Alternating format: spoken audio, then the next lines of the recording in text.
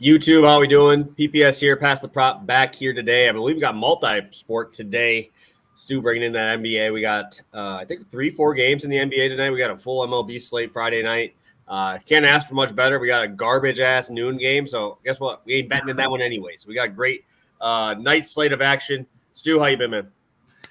Yeah, I've been pretty good. I've been pretty good. Obviously, yesterday was the NFL draft. There was NBA playoffs, a full MLB slate. Like it was a good time. I was watching all of it go down. I always enjoy watching the NFL draft. This is the first year that I haven't been like in the weeds, and I haven't like known every player in the first 3 rounds since I was like 7. So that's a weird feeling of like not knowing all these guys and having strong opinions, but I'm excited to catch up on that. My Washington Commanders got a whole new team, pretty much new quarterback, new coach, new everything. So I'm excited there. And yeah, it's been pretty good. NBA playoffs. I've been real low volume these last couple days. 3 defensive props, 3 winners. So going to just try to keep going with the more low volume approach in the NBA playoffs and keep on making some money. Yes, sir. Yes, sir. Like I said, I'm not really touching the NBA playoffs. So obviously, if you drop something, I'll try and tail it, but I'm not going to be looking at it myself. Obviously, the Bucks play today. I watched the first game. They looked good. Second game looked bad. Don't expect anything else from this team at this point. So I'm not getting my hopes up. Not even really. If I get a chance to watch it, I'll watch it. If I'm not doing anything, I'll watch it, but not very high on my priority list at the point. Yeah, I just feel bad for anyone that's like, I want to go to the bars, watch NBA playoffs, have some fun. They turn on the TV, whatever, and it's like Magic Cavs, and it's just the worst 2 hours you've ever seen in your life. Like, that's probably pretty brutal. There's been some better games, luckily, recently as well. But yeah, what I did, were you locked into the draft at all, or no? I know your Packers weren't really, involved. Not anything huge. I mean, I don't mind the tackle pick, honestly. I know everybody kind of wanted something more flashy, but I'm not gonna be too mad about it. I think it addressed the need, and at this point, that's what you got to do. I know all the quarterbacks went, and everybody's hyped about those quarterbacks and stuff, but it's like, I don't know. I'm happy Vikings got McCarthy, bro. I am. I know everybody thinks he's fucking good. I don't think he's fucking good, so I'm ready to watch that. Those guys lose games consistently in the NFC North, probably the best division in football at this point. And I'm assuming they're going to be at the bottom again. So I'm going to be happy. Didn't like them because I was obviously a Badger fan. I'm not a fan of Michigan. So it'll be nice cheering against them again and watching them lose a lot in the NFL. Yeah, that's JJ's the guy I'm trying to give the least amount of takes on possible because, like, I just don't get it. You know what I mean? And you see, I see people that I respect and smart people talk some positives as well. And I'm sure there are some, but this whole quarterback draft, like if you're a Vikings fan, at least for JJ, I'll give you that. But like, if you're like a Falcons or a Broncos fan and you just took Michael Penix or Bo Nix in the like top half of the first round, like, that's insane. Like I already thought the JJ pick was bad, but that's clearly been like a thing that's going to happen for like months now, right? He's been hyped up. He's got all that. Like this Atlanta with Kirk. I mean, that absolutely blew my mind, just like most of Twitter as well. And then I'm never going to stop hating Bo Nix. Like this is insane. The dude is not good. He can throw a screen pass. And I get Sean Payton is like, I love throwing screen passes. Like that's all I want to do. So it might work out a little bit better there, but old quarterbacks that had to run away from prime competition and go play against guys in the Pac-12 to finally pop off are not the guys you want to take to start your NFL franchise with in the first round, especially when they're older. The guys we like CJ, all of these guys that are balling out right now, these guys are older than them by like 2 years. So I don't know. All these quarterback picks, I didn't like any of them. I like Drake May to the Patriots, and I like Caleb Williams to the Bears. I think every other quarterback pick was pretty bad, to be completely honest. No, I agree, dude. I agree. I'm not arguing with you on that. But yeah, it's just been. I don't know what people are doing. I don't, but hey, I guess they get paid a lot of money to do it. So hey, more power to you, I guess. Yep, exactly. That's at the end of the day. That's why I'm never too mad about whoever my team picks because, like, guys, we're all wrong 80% of the time. That's whoever's in the chat right now. Like, oh, the Titans just made the worst pick. The Bengals just made... Like, no one knows anything. That's including NFL talent evaluators, as we've seen over the last couple of years. So That's the beauty of it. Draft night is fun to overreact and all that stuff, but we actually have no clue how any of these guys are going to turn out. So that's why, I haven't said anything negative about Daniels. I don't love the pick, but anything could happen. You need a guy who's that athletic to run away from your offensive line. Yeah. Yeah, he's probably going to PTSD from that Sam Howell tape from last year, trying to set the record for sacks. But also, for a running quarterback, the guy never threw on the run once. That's insane. He either ran or he threw the ball before he took off. There was barely, less than any other quarterback in the draft by far, any throwing on the run, which is extremely scary for a guy that tucks and runs 40% of the time. It's a bad combination. I don't like that kind of stuff. But like people keep saying, there's he could be exciting. There's a lot of traits and stuff. So I just got to hope that I'm wrong. And we're wrong about quarterbacks a lot. You know what I mean? So I got to just put faith in our boys in Washington who are so great at developing quarterbacks, I'm sure they'll finally figure it out this time. Yes, sir. Yes, sir. Well, let's get into today. Let's get going. Get this thing on the move here. Stu, anything about this NBA slate catching your eye right away? Obviously, we want to get going here and get it moving. Try to keep it in that 30-minute range for you guys. Pop right in and get out of here on this Friday. Lock these picks in. Stu, you got anything you want to talk about these NBA games before we get going? Yeah, for me, big string games probably got to be Clippers, Mavs. Both of my plays are actually going to be in that game. I think that's the most exciting game. I think it has the potential to be the closest game, probably the most evenly ranked teams. And at the end of the day, Timberwolves, Suns, those games have gotten really ugly, kind of. Obviously Timberwolves pulling ahead so far. Maybe the Suns can punch back now, but for me, I think Clips Mavs is really going to be kind of the flat screen game, the star of the show tonight. But I don't have too many strong takes outside of that. I think Suns probably get their one, but I'm super against in general. This would be my betting advice in general. I hate betting on a team because they need to win. They need to win because they just got their ass whooped for 2 games straight. That doesn't make them a better team. Sure, the sense of urgency is there, but the sense of urgency is always there. This is the playoffs. What are we talking about? Everyone in the world was on the Lakers yesterday over and over and over again. It's no matter what you say, no matter the results of that game, they're clearly the worst team. They're clearly the worst team. It's not super close. So why would I ever bet minus 115 on the Lakers against the the Nuggets ever? Why would I ever do that? I don't care how must of a win game it is. So for me, generally, if someone is telling you it's 2-0, they got to turn this around, it's a must win, my general advice would just be to fade that. That is normally what I do. I'm not a big spread better, but that's what I've had most success is. How about we just bet on the better team that we actually think is going to win rather than the team that just needs to win? Phoenix is 4.5-point favorites. What have they done to deserve that so far? Probably end up taking the Timberwolves against the spread, even though I don't even really care about that. You know what I mean? It's just one of those things. I don't think they've earned that number. I think it's more of a narrative, a hype thing than anything. So I'm good with fading that for sure. Yeah, you see this in other sports too, where they kind of all jump in on that. Obviously, I'm not a big hockey guy at all, but I saw this exact same thing last night with the Lightning, where they were down 2-0, and Florida's obviously a higher ranked team. And everybody was betting the Lightning first game back at home. They were minus 115. They got wiped in the first 2 games. And then they go out and lose 5-3. And it's I saw a lot. That was the only thing I saw, really. I know there was only 2 hockey games yesterday. And obviously it's a playoffs and you expect that. But I'm not a huge hockey guy. I'm not going out here saying anything bad. I'm just saying that's literally the exact same thing you just said, just in a different sport. For me, looking at this slate, I will be going. This is something. I will be going to the Brewer game on Sunday, so get that out there. I will be seeing Aaron Judge in person, in person, which will be cool. Juan Soto in person. It'll be a cool experience. Obviously, that's a pretty big interleague spot because the Yankees rarely ever come up here. So I will be going on Sunday to go check that out, so that'll be fun. For me, what game I want to watch? I want to definitely watch Cubs Red Sox, just like what the Brewers have right now, but now the Cubs are traveling to Boston. Cool experience to get out there.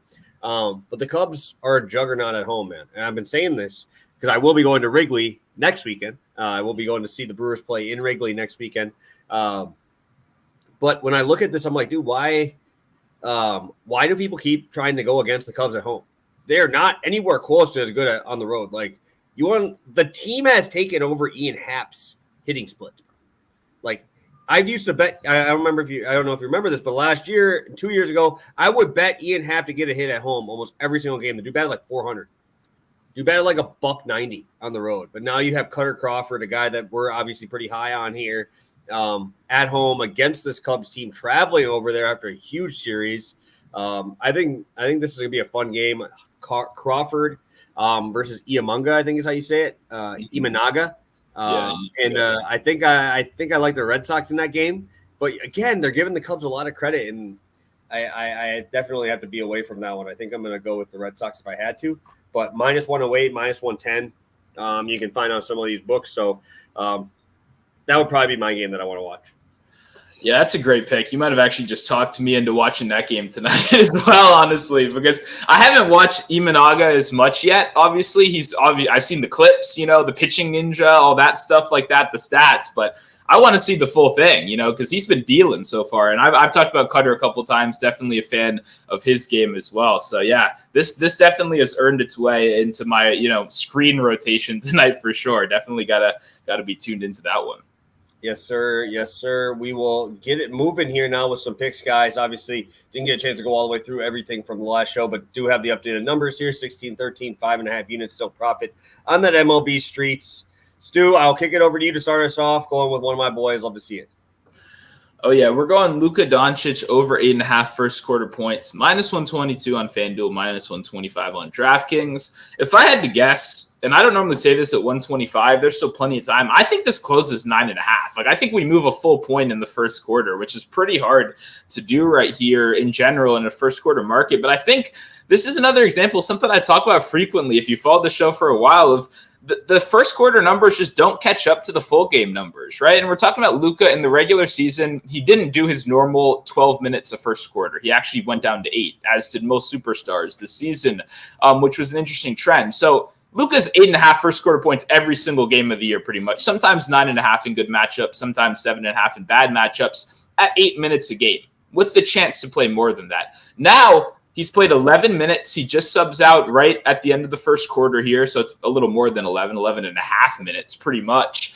So that's almost the full quarter. But we're still getting the line that was set when we were playing 8 minutes a game, which obviously is incorrect. And when you look at the volume, he's over 10 points in each of his first 2 playoff games. The Clippers are a great defense. They're going to throw a lot of things at him. But as you guys know, when you game plan for guys like Kyrie and Luka, there's a plan 1, there's plan 2, there's plan 3, there's plan 4. You got to cycle through. You got to keep it fresh. Early in these games, they're not showing him as aggressive double teams. And that happens with most superstars in general. They're going to be blitzing him all game because he's Luka Doncic. But you normally want to see the guy knock a couple through before you heavily blitz him, especially when Kyrie Irving is right there next to him, someone that can take advantage of it as well. So what I've been noticing in these first quarters is, sure, he's getting the defensive attention that Luka Doncic gets in the playoffs, but it gets much worse in the third quarter once they're able to make those halftime adjustments. And we see guys, aggressively fighting over those screens and really getting more in his face. I feel like the first quarter is kind of where I want to target him anyway, even if the number wasn't this good. I was personally expecting to play 9.5 after it being 8.5 last game. I watched it. I don't think he hit a single shot for the first 4, 5, maybe even 6 minutes of the game. I think he was stuck on 2 for a while and ended the quarter with 11. Because the guy's going to take 9 field goal attempts at a minimum, 5 3-point attempts because he's getting blitzed. So he's got to chuck it up from deep. He's taken 5 and 6 3-point attempts. I mean, that's 3 threes right here, right? Like, that's not even counting getting to the free throw line, getting down, applying pressure. And I've been watching. I bet assist in the first game, and it lost. And I almost bet under last game, and I stayed off. I probably should have. The assists are kind of fluky right now. I mean, with the center group not playing well and like Zubac playing well down there, we don't have those easy dump off assists. So now you've got to depend on like Derek Jones Jr. to knock down the 3, which is like, not something I want to do at all. So I think overall, this line is just a point too low, just flat out. Like, I think it's just a mistake line. But I would even be willing to play it at 9.5 just because I think setting the tone and coming out aggressive is so important. And I think the defensive coverages he's going to get are only going to get worse and worse as he scores more and more, because that's generally how basketball tends to work out. So love this spot right here. I think we're getting a nice discount that I don't think will last until next game. Yes, sir. And I mean, who do you want shooting that shot anyway? I'd take Luka in a double team over Derek Jones with even a dude even 5 feet away from him. So good looks there. Like that spot. I will be talking about Another team I've been betting way too much, and it's the Braves. I'm going to be taking the game, though. I'm going to take Cleveland and the Braves, first 5 over 4.5. I really like this spot, and I'm going to tell you right now, I've been playing the Guardians quite a bit lately in terms of like DFS because these dudes are not what they were last year. Guardians had no power last year. Now they're in the middle of the pack in home runs. Bottom of the league in slugging. Now in the middle to the top in slugging. You also have a lot of young dudes that bring a different type of energy to this team, right? We were relying on Cleveland to be that shutdown pitching staff and winning 3-1 games, right? Because you got Clase at the back, all that. That's not this team anymore, guys. These guys can hit, right? You're bringing up Tyler Freeman, who was a first-round pick, who's obviously got a lot of hype behind him there. You look at yesterday, Will Brennan, double in a homer last night. You have Jose Ramirez, Naylor brothers, Stephen Kwan, who's now leading the league in pretty much all of these categories for leadoff hitters. So when you look at this team's pretty deep. And what I was really surprised with, especially with the left-handed talent on this roster, these dudes rake lefties. Like they absolutely rake lefties. When we look at the top teams here, guess what? Both of these guys are throwing lefties, so that's why I'm bringing it up. So we have the Atlanta Braves sitting at a 793 OPS against left-handed pitching so far this year, which Logan Allen is. The Guardians are 826. That's how high this OPS is, and they're even high. They're third in OPS behind the Diamondbacks and Cubs. Mind you, and the Diamondbacks already have played in Coors against 2 lefties, so you obviously have that as a boost. But also, the Guardians are hitting that high of an OPS in probably one of the worst home field hitting places that there is, and it's cold. So this team is just hitting the ball around.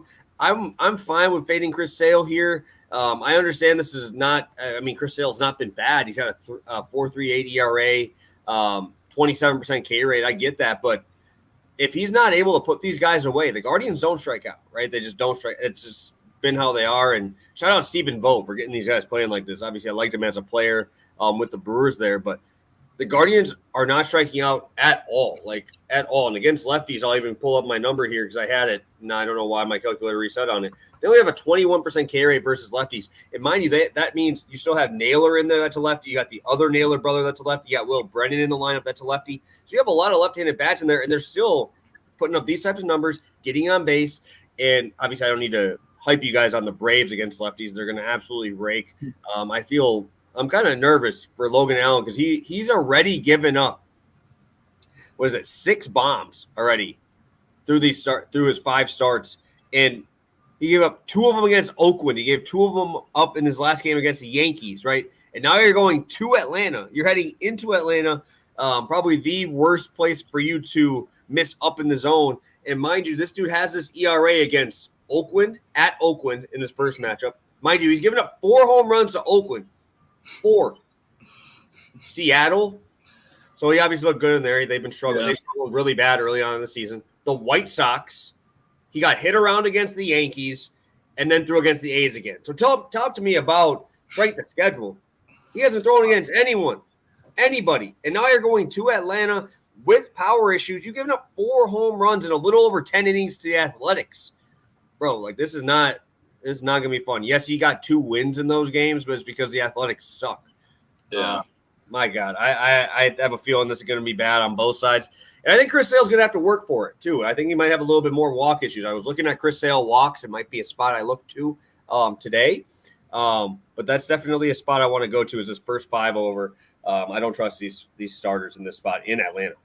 Yeah, no, I mean, obviously, Sale is a little trickier at times, but I like obviously the left-handed stats that you were dropping right there. But wow, that strength of schedule, I think it's really the seller right there. I mean, if you're not looking like Cy Young against the teams that you just mentioned, then I definitely don't want you against the Braves. You know what I mean? And the teams you just listed are like the 4 offensive teams that like no one's ever considering a player prop for. You know what I mean? Like when you look at batter props, you look at the Athletics, you're like, no. Seattle has J-Rod. Sure, after that, no. The White Sox, I mean, come on. What is that team they're even fielding right now? You know what I mean? Like that's a very interesting, combination of teams that he kind of lucked into right there. But wow, yeah, I like that a lot. I think Braves could maybe do it themselves right here. Yeah, and I think I got a little gun shy to those guys at this point because I keep losing in the next inning. So now I'm just going to say, let's go this game. Let's hope Chris Sale gets hit around the park.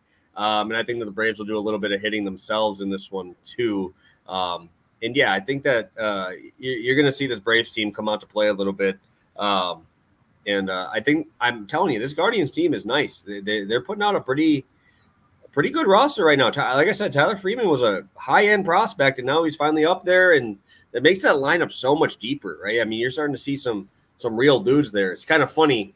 So Tyler Freeman I got to meet when I was working in minor league baseball at the All-Star game, but also our catcher for the Timberwolves, which is Wisconsin, the Brewers affiliate, David Fry, their number 5 hitter on the Guardians, was our catcher. So he was the catcher for us when I was there, and now he's over in Cleveland doing his thing. Funny thing is, Reese Olson, the guy throwing right now for Detroit, was also on that same Timberwolves team as these guys. So got to know those guys pretty well, and they're in action today. Reese Olson's throwing for the Tigers right now, doing his thing. So shout out those guys. Obviously, a little connection for your boy over to some of these guys here. I think I have a David Fry something signed somewhere around here before I left. Yeah. Hey, it sounds like you guys had a pretty stacked team down there as well, feeding a couple of major league starters out here right now. It's pretty nice. Terang and Ashby were the actual 2 best guys, and all 4 of those dudes are on there now. So yeah, wow. Yeah, obviously, I remember talking about Ashby in the past when he first came up, but, and Terang obviously doing his thing right now for sure. That's a stacked crew right there. Hell yeah. Yeah, we still didn't fucking win games. That's the thing. They were okay, and they didn't even win that many games, but it's just like, at that point, you're just out there trying to move up. So, let's head on to plays 3 and 4. We got Cashville in here. Appreciate you, my guy. If you could hit that like button, that doesn't mean a lot to us. We'll take a look at how many likes we're at here. Hopefully, we can get to like 25 by the end of the show. We got 30 of you guys in here live with us. Thank you. Hit that subscribe button if you haven't already. And we're getting to Stu's second play here for some NBA action in that same game. Yep, we're going to PJ Washington to record 1 block right here.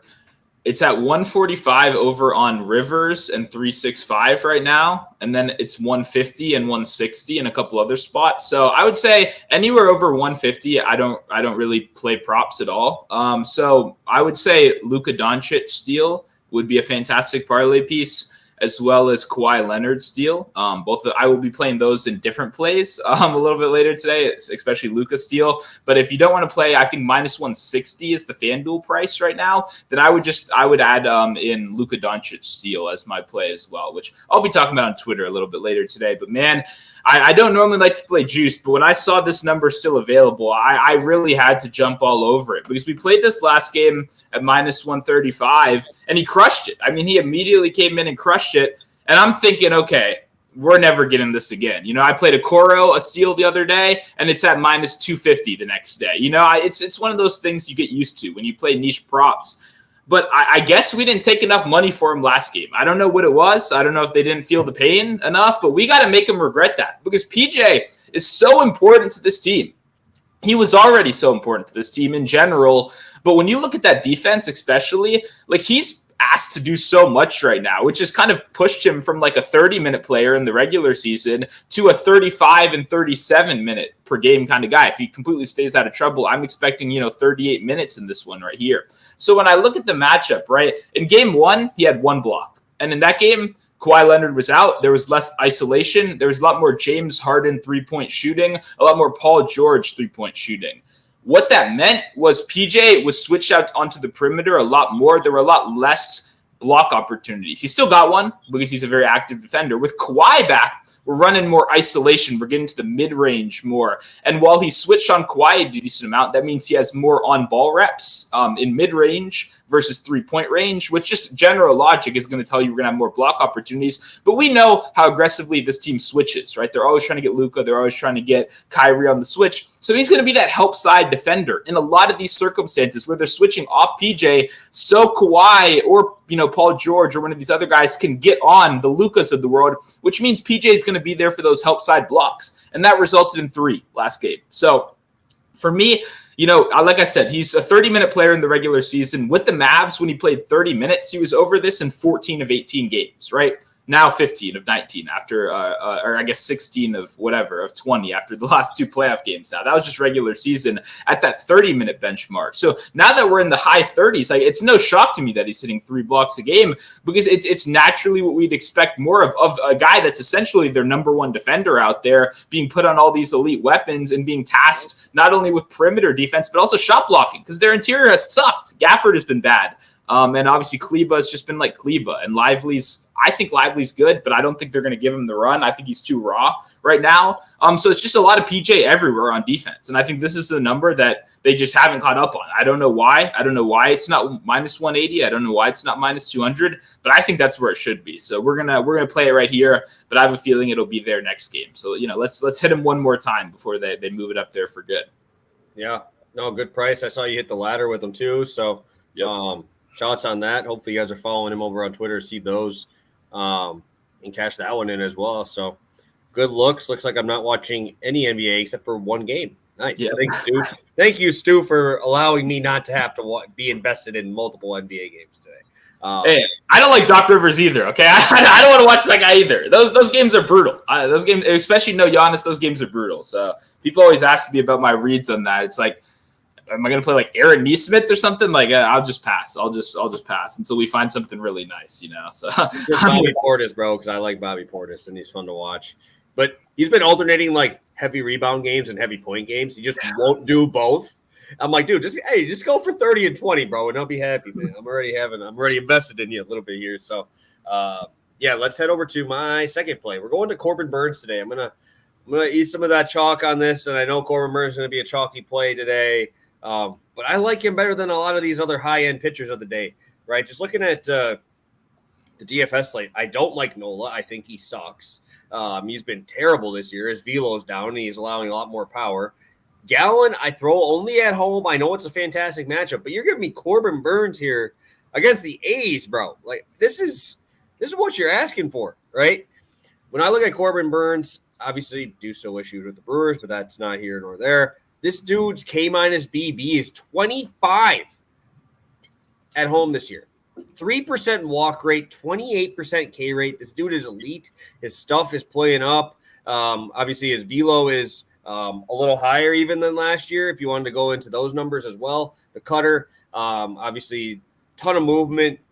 Really hard to put barrels on. His batting average is 172 against that pitch. His curveball's been elite, 31% whiff rate. Slider, 54% whiff rate. I don't want to play minus 150 for him to get 8 strikeouts, but how are we scoring these runs if I'm looking at this A's lineup, right?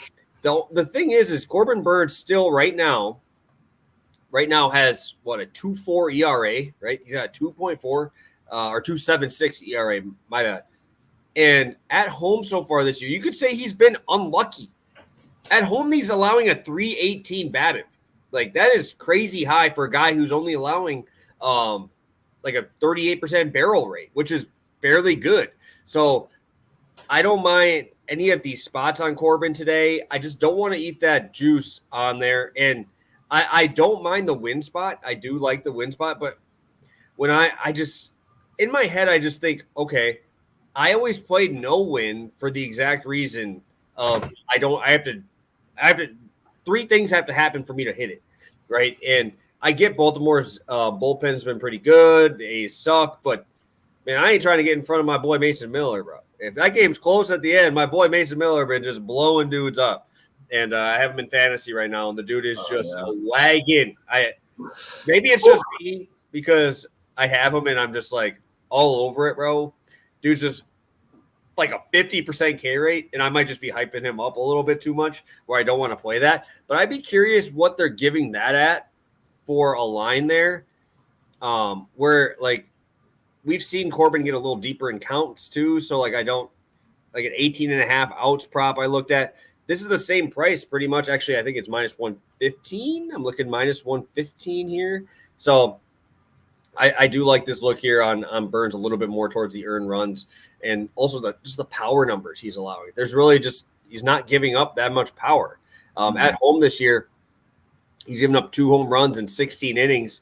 But again, he had, I believe that was the Royals was his last home game there. And when you look at this Athletics team, I just talked to you about how bad the teams were that Logan Allen faced. Guess who's the bottom against righties? The White Sox and the Athletics against right-handed pitching.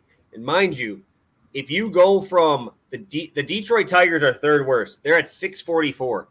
Athletics is 603. The White Sox aren't even an MLB team, bro. I don't even count. Like they're not the 568 OPS against righties. That is just baffling, dude. And if you want, look at Eflin today then if you want. I mean, I'm sure they're going to be chalk DFS spots on there, but it's because they're great matchups because these teams suck. And this Oakland team has no pop. You're looking at them so far this year. They have 17 home runs against righties in 608 at-bats. That's just not going to get the job done. And now you go against a guy who doesn't really give up that much power. And all the power that goes to right field, they did the moving back of the left field fence. Even harder to hit home runs off of them today. So sign me up. Corbin Burns under 1.5 earned runs, minus 130 against the A's. Yeah, when you said Corbin Burns earned runs against the A's, like I'm legit thinking like for one of the first times, like are we gonna get a 0.5 number here? Like is it just gonna be a 1-run number? Because obviously that just tells you, what we need to know about this Athletics team. And you obviously went through it in more detail than almost necessary, in my opinion. It's fucking Corbin Burns against the Athletics. Like, I don't see a path for these guys scoring 2 runs unless we're, like, walking the bases loaded here and we got our minus stuff. And that's life. That happens sometimes. But if he comes out, anywhere near his normal self, I mean, it's gonna be a bloodbath in this game. And I'm with you. I normally never, ever say, to take a player to get a win. We're both kind of in on the same thing for exactly what you said. But this is kind of one of those rare spots where you're like, yeah, I'd probably play him to get the win. I probably felt like a quarter unit, maybe a half unit or something on that as well as this for me, just because I want that exposure in a couple of different ways, especially if, like you said, you're paying like minus 150 for the strikeouts. I kind of like these other avenues a little bit better that, you're just betting on a good performance, not even necessarily case. Like go out and ground out into every single play, do the Nationals playbook out there and still get your money. So, yeah, and maybe I just have a little bit too much respect for Ross Stripling. I don't think he's good. Doesn't get any strikeouts, doesn't get any missing.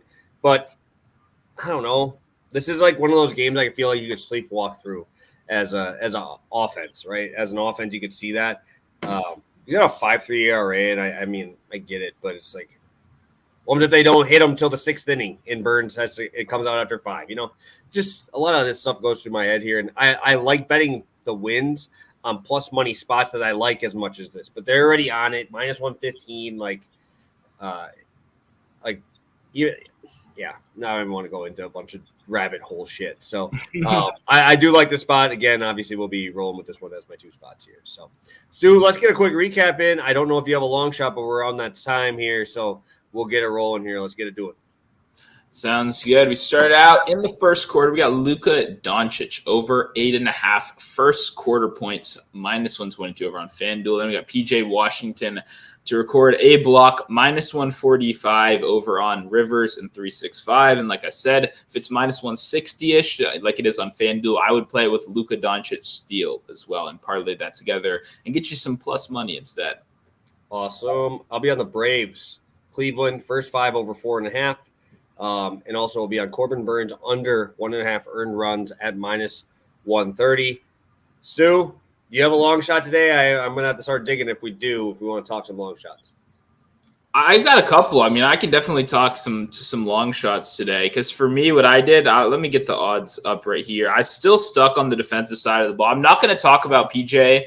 I will play PJ, obviously, in some way or another, but I got Kawhi Leonard and Patrick Beverly to both have 2 steals each at plus 480. And I like that because Kawhi, I really like in general. I'll probably play his PRA today.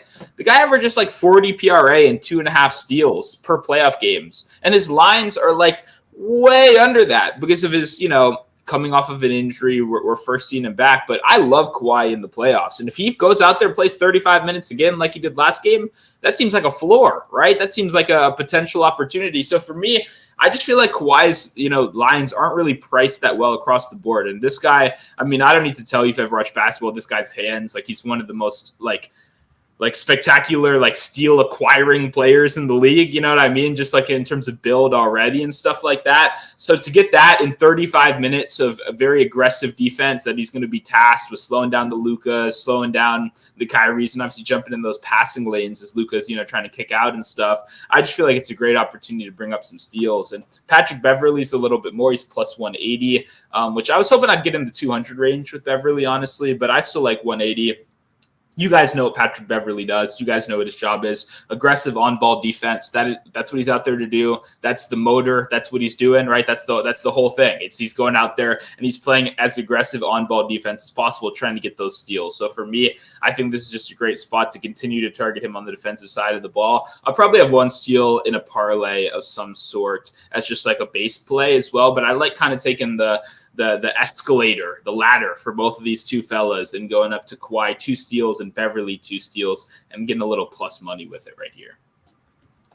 Nice. Yeah, really, I mean, that's all he's out there to do. I don't know if you ever watched Patrick Beverley, but my God, dude, that dude doesn't look to shoot the ball at all. He's just running around, throwing rebound, trying to grab rebounds over 7-footers and trying to get assists in there. So, what was the odds? Was I right on the odds? I didn't hear the odds. Yeah, I believe so. Let me check again. All right. I'm gonna be stupid again and bet on the same bet I've been betting on the last little while here. I'm going back to Marcelo Zuna. Dude, how do these odds keep getting better? How do I keep getting over plus 400 for this dude to get 2 ribbies? I don't get it. They're giving me plus 430 on FanDuel today. FanDuel's giving me plus 430 on a dude who's let's talk about what he is in the top 5% of in the MLB right now. He's in the top 5% of hard hit rate, 55% hard hit rate. He's in the top 1% of exit velo, expected batting average, expected slugging, WOBA, and expected WOBA. Like, what else do you want from this dude? What else do you want from this guy? Against lefties this year, he's already got 8 RBIs and only 31 ABs. This dude smashes lefties. Mind you, Matt Olson walks a lot against lefties as well, so that's a guy right in front of him. Also, with the lefty on the mound, you're getting Arcia at the top of the lineup as well, which is, a guy who can swipe bases, a guy whose on-base percentage is through the roof. But this is the one I want to talk about here. We're going to see Logan Allen featuring the four-seam fastball at almost 50% of the time, right? 50% with only a 20% whiff rate. And mind you, Marcelo Zuna's strikeout rate has gone down to 15% this year, which is just absurd for how much power this guy has for him to be able to do this. This year against left-handed four-seam fastballs, we'll go against left-handed four-seam fastballs. Or left-handed fastballs just in general, any type of fastball, because he's got a cutter as well. 500 slug against his breaking balls, 500 batting average, 601 WOBA, like crazy numbers. But against four-seam fastballs this year, this dude, 478 batting average, 739 slug, and a 79% hard hit rate against left-handed fastballs. What are you gonna do here, bro? What are you gonna do? Like, I don't trust any of his other stuff. He's throwing, 3 other pitches that are like 15%. But anything you throw against this dude, he is smashing. Changeup was one of those pitches. 375 batting average, 552 expected slug. Like, what are you gonna do? Like, you can't just add a pitch to try to throw to this dude, right? Let's go to his sweeper. That was one of the other ones. 400 batting average, 1,100 slug against left-handed sweepers.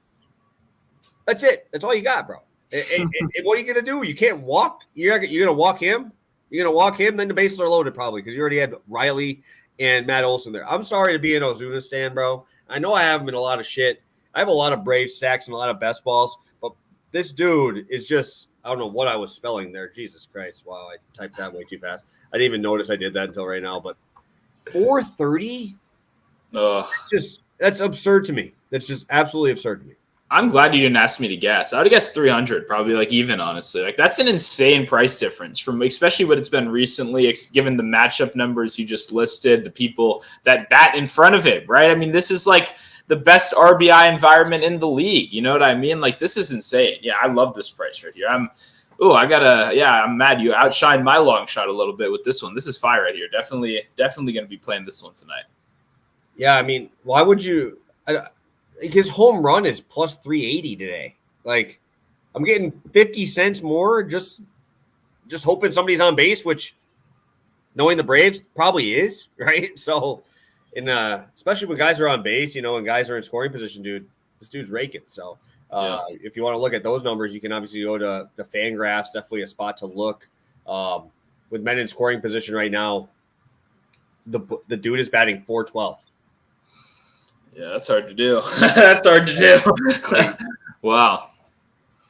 What else you want from me, man? That's why I keep betting this fucker. I keep betting him, and I'm going to keep doing it forever, dude. This guy is just on one, and especially with this Braves team playing the way they are, and they're getting back at home. Sign me up for some Marcell Ozuna to go along with your Kawhi steals and Beverly steals as well. So, Stu, you got anything else for the people? We got through long shots. We got through all of our other plays. You got anything else? Man, I like that play a lot. I'll say if you want more stuff from me, make sure you're following over on Twitter. Join the Discord, link in bio. It's completely free. Been a little bit more active there recently just because things get busy. That's life. But honestly, love today's show. I really do like these props. If you're just tuning in now or anything like that, make sure to leave a like if you haven't already. If you're watching, you missed the live show, you still got a question, drop it down in the comments. We're a 24/7 operation, okay? We may be only live for, an hour 3 times a week, but we're here to answer those questions no matter what. So feel free to drop those in the comments below. And make sure you're following on Twitter. That's where I'll have more NBA action for the rest of the day. I think I talked about one game today. So even though I don't particularly love the other 2 games, I think there'll probably be another spot or 2 that I like. So make sure you're following over there. And I appreciate you guys tuning in. I think today was a banger, honestly. I think we had some great plays out. Yes, sir. Definitely a lot of good pitchers against bad teams today. So take your pick. But thank you guys for tuning in. As always, we'll be back Monday. Should be our normal time for our show. So ready to get after it again. Best of luck on all your bets this weekend, guys. And let's catch another one.